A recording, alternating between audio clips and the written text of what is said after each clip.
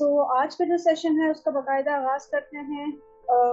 جو سیشن ہے اس کی عبدالعزیز صاحب اس کے بارے میں فردر ہمیں بتائیں گے کہ لائف سکلز کی اویئرنیس کے بارے میں کیوں ضروری ہے، ان کی امپورٹنس کیا ہے، ہماری پرسنل اسٹرینتھ ویکنیسز کیا ہیں، اور سب سے پہلے اپنی گرومنگ کے لیے اپنے آپ کو جاننا سب سے زیادہ ضروری ہے. تو سیلف اویئرنیس کے بارے میں عزیز صاحب ہمیں بتائیں گے.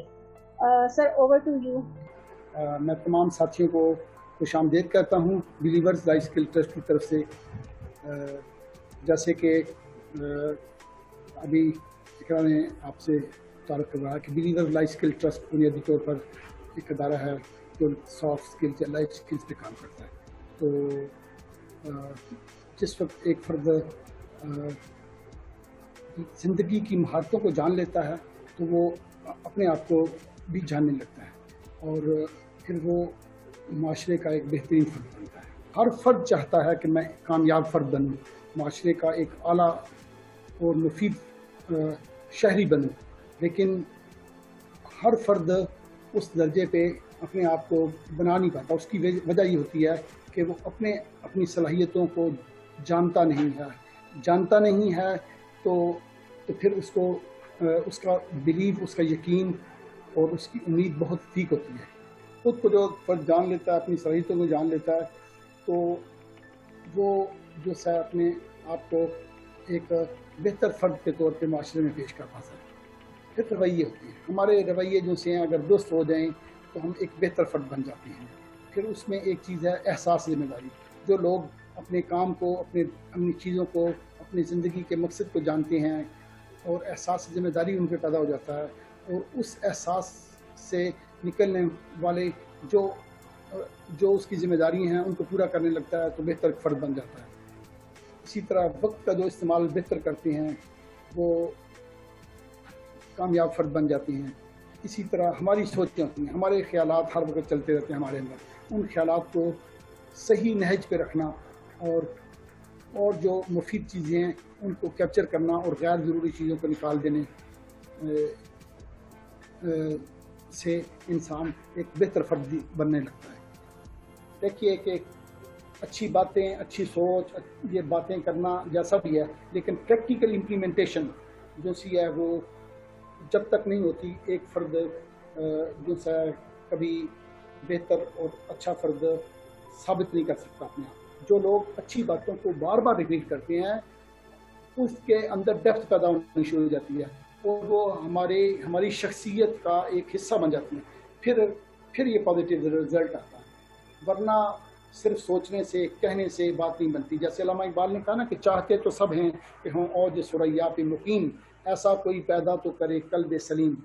جب تک ہم قلب سلیم نہیں، خوب ماننے والے اور اپنے خوب یقین کے ساتھ اور اچھی باتوں کو بار بار ریپیٹ نہیں کر لیتے، اس وقت تک ہمارے اندر سے خیر نہیں نکلے گی. یہ لائف سکلز کے حوالے سے سب سے پہلا سٹیپ ہے اور یہ لائف سکلز کی پہلی سیڑھی ہے اور یہی سب کچھ ہے. شاید آخری بھی یہی ہو. امید ہمارے اندر ایک یقین پیدا کرتی ہے، آگے کی امنگ پیدا کرتی ہے، ہمت پیدا کرتی ہے، آگے بڑھنے کا جذبہ پیدا کرتی ہے، ہمیں آگے دنیا کے اندر جو ہونے والی چیزیں وہ دکھاتی ہے. اچھا، لیکن ہمارے اندر جو اعتماد جب پیدا ہو جاتا ہے تو پھر میں بھی سٹارٹ ہونے کا خطرہ ہوتا ہے. اور میں ہوتا ہے ہم جب کہنا شروع کر دیتے ہیں تو پھر اس کے ساتھ اس کے ساتھ کچھ خرابیاں سٹارٹ ہونے لگتی ہیں. ہمارے اندر انا آ جاتی ہے، ہمارے اندر غرور آ جاتا ہے، ہم تکبر آ جاتا ہے، ہم دوسروں کی تحقیر کی طرف آ جاتے ہیں. تو یہ امید آہستہ آہستہ مراحل اگر زیادہ طے کر لے اور اس کے ساتھ ڈر اور خوف کا رشتہ نہ ہو تو پھر جو خرابی پیدا ہوتی ہے وہ بھی بہت شدید ہوتی ہے. وہی جواں ہے قبیلے کی آنکھ کا تارا، وہی جواں ہے قبیلے کی آنکھ کا تارا، شباب ہو جس کا بے داغ اور ضرب کاری. اگر ہم اپنے جذبات کو، جنسی جذبات کو جو بہت اللہ نے اسٹرانگ رکھے ہوتے ہیں، اس کی صحیح ڈائریکشن دے دیں، ان کو صحیح ڈائریکشن دیں اور ان کے جھانسے میں نہ آئیں تو ہم ایک بہتر فرد بن جاتے ہیں، پاکیزہ فرد بن جاتے ہیں. یقین بہت طاقتور چیز ہے، بہت اچھی چیز ہے، لیکن اندھا یقین کوہوں میں گرا دیتا ہے. اندھے یقین سے ہم کوہوں میں گر جاتے ہیں. یقین وہ جو حقیقت کے ساتھ منسلک ہو. اگر حقیقت سے ہٹ کے ہو تو وہ جو خرابی پیدا کرتا ہے وہ بھی بہت شدید ہوتی ہے. ہم بعض کا بہت بڑے کام نہیں کر پاتے. تو غالب کا شعر ہے نا کہ ایمان مجھے روکے ہے تو کھینچے ہے مجھے کفر، کعبہ میرے پیچھے ہے کلیسا میرے آگے. یہ جو محبت ہے یہ ہولڈ کر کے رکھ سکتی ہے، نفرت کھینچتی ہے. یہ ہمارے جو سمجھیں کہ فرسٹ رو میں جو چیزیں لکھی ہوئی ہیں، یقین ہے، یہ ہم نے پیدا کرنی ہوتی ہیں. یہ شک ہو گیا، خوف ہو گیا، یہ ہمیں کھینچتی ہیں، یہ ہمارے اندر خود پیدا ہوتی ہیں. یہ ان کی اسٹرینتھ زیادہ ہوتی ہے، ان کے اندر گریوٹی زیادہ ہوتی ہے، یہ ہمیں کھینچتی ہیں. ہم نے روک کے رکھنا ہوتا ہے. بس یہ ان کے اندر ایک کشمکش ہے. اس کشمکش کے ساتھ ہم چلیں گے تو بہتر فرد بنے گا. تو ہم نے اپنے اندر ہمت پیدا کرنی ہوتی ہے. جب ہم اپنے اندر ہمت نہیں پیدا کرتے تو ہم کم ہمتیں ہو جاتی ہیں، ہمارے اندر کمزوری اور بزدلی پیدا ہو جاتی ہے. جب ہم ہمت کی طرف نہیں آتے تو کم ہمتی اور بزدلی اور نااہلی نالائکی وہ ہمیں اپنی طرف کھینچ لیتی ہے. irrelevant علم جتنا مرضی ہو، irrelevant علم جتنا مرضی ہو کبھی بھی فائدہ نہیں دیتا. متعلقہ علم ہو اور ٹو دا پوائنٹ ہو تو وہ زیادہ فائدہ دیتا ہے. جی السلام علیکم. وعلیکم السلام. Sir Habib is hair.